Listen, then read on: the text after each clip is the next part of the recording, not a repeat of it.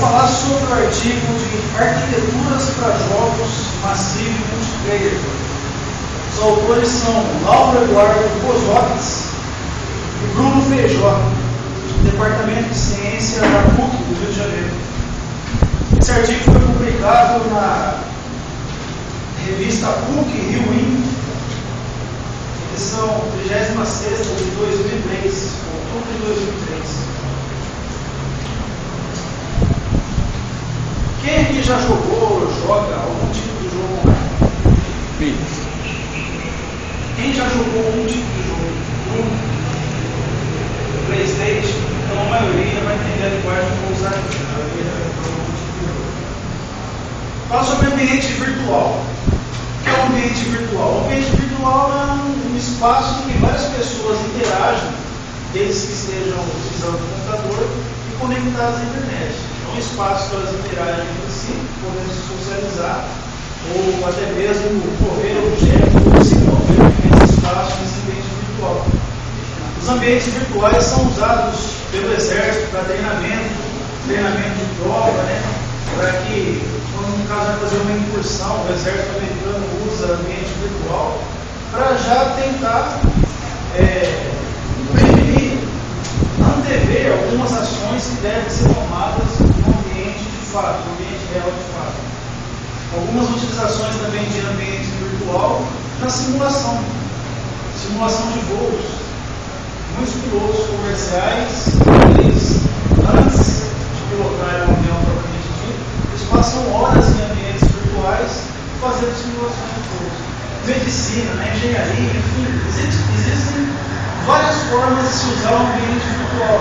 A Petrobras tem parceria com a Almira, que faz o ambiente virtual já tentando simular como vai ser a operação de uma plataforma, como vai ser a operação dos sistemas utilizados para operar aquela plataforma, para treinar o operador, o funcionário que vai embarcar e vai operar com a plataforma de exploração de o ambiente virtual ele é amplamente utilizado odiernamente em jogos online. Nós observamos que na época que esse artigo foi feito, em 2003, os autores citaram os jogos Ultima Online, era um dos jogos mais utilizados para esse fim na época. Hoje em dia, em 2012, existem outros jogos conhecidos que usam ambiente virtual. Falar sobre a arquitetura peer-to-peer, ou seja, para a par. Existem jogos como Counter-Strike, Call of Duty, que usam essa arquitetura, ou seja, vários computadores conectados entre si. Quando tem alguma modificação, algum evento no jogo, eles se comunicam entre eles mandam aquelas informações para todos os computadores. Vamos supor que tenham 5 pessoas, 5 computadores conectados, jogando contra outras 5 pessoas. Quando há alguma interação nesse jogo, cada computador, no caso, o cliente, ele manda essas informações para todos os demais computadores. Na arquitetura peer-to-peer, o cliente, no caso o usuário que faz uso desse tipo de jogo, ele é ao mesmo tempo cliente e servidor, porque todo o processamento do jogo é feito na máquina dele, ou seja, em todas as máquinas. Então o tráfego de informações, o tráfego de pacotes de dados, ele é intenso. Também tem a possibilidade, como o cliente fica na própria máquina, existe a possibilidade de alguém que entenda de código, entenda de linha de comando, ele possa alterar aquele código, fazendo o que a gente conhece como um cheater, trapaceia. Ele torna o seu jogo mais eficaz do que os outros concorrentes. O sistema cliente-servidor. O sistema cliente-servidor já é um sistema mais seguro. Por quê? Imagine esses mesmos 5 computadores conectados à internet. Eles fazem a comunicação com um servidor e esse servidor faz o processamento de todas as interações que tem dentro desse jogo. Vamos supor, uma pessoa atira uma bazuca. Então, onde aquele projétil vai cair, quem vai fazer esse processamento, quem vai fazer esse cálculo para definir onde vai cair aquele projétil, é o servidor. E ele vai mandar essa informação para todos os outros os computadores ligados na rede. Imagine uma rede com 3 mil computadores. Se todos eles forem fazer um processamento e forem comunicar-se entre si, fica enviado. Já no caso, utilizando esse sistema cliente-servidor, o servidor faz um processamento chamado de server-side, processamento mais vital para a jogabilidade. Ele faz o processamento e emite essas informações para os clientes. Os clientes fazem o processamento client-side, ou seja, só o processamento básico para a jogabilidade. Bom, para quem não conhece o que é um jogo massivo, aqui vai o exemplo de jogo. Vou matar o tempo, mas quando eu falo, um jogo massivo, ele pode ser conhecido como RTS, Real Time Strategy, ou seja, estratégia em tempo real. É um jogo que, vamos supor, você comanda várias tropas para atacar uma unidade inimiga e ao mesmo tempo você é atacado. A estratégia em tempo real, diferentemente daquele jogo de estratégia em turnos. Você faz uma ação, por exemplo, dá um tiro no seu adversário ou oponente, ele espera você tomar aquela ação e depois ele toma a ação dele.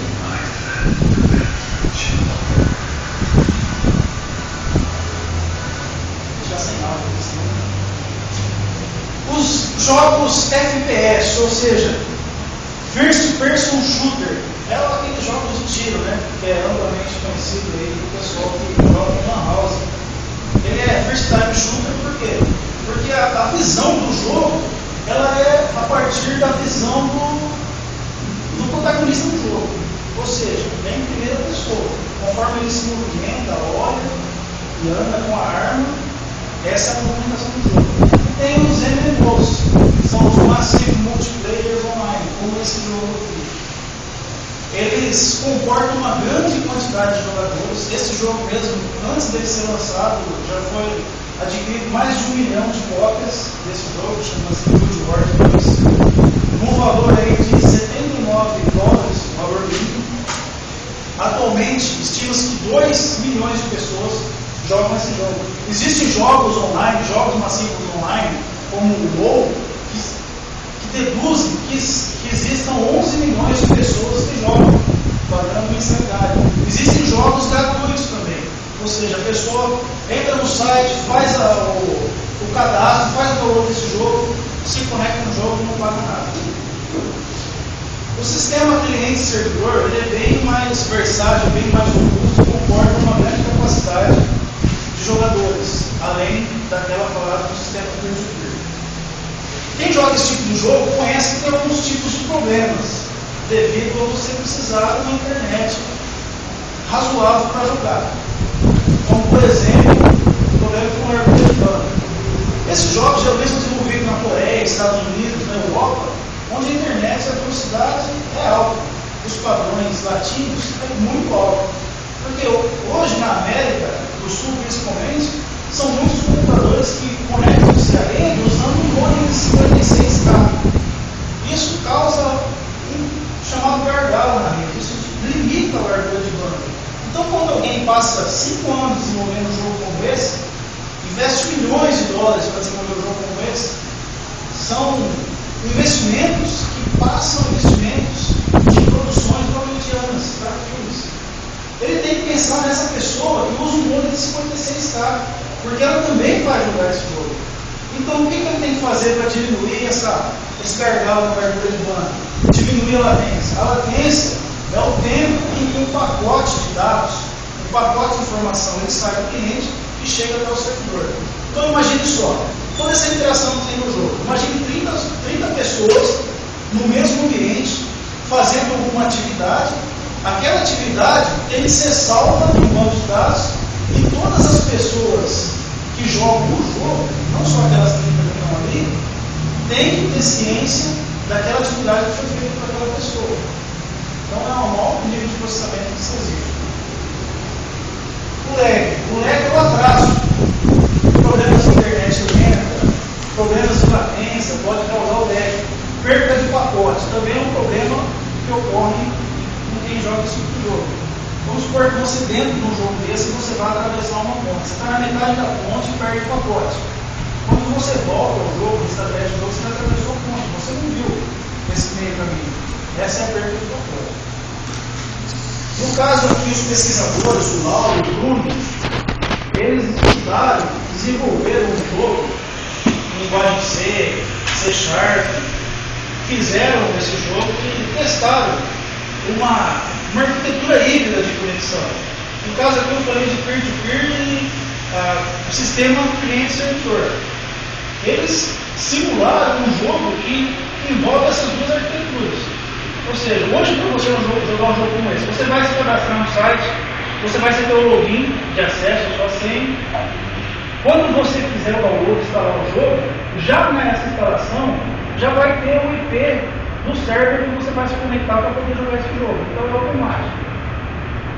Você se conectando nesse jogo, você vai fazer o login do servidor de acesso, esse servidor vai te remeter para um servidor master.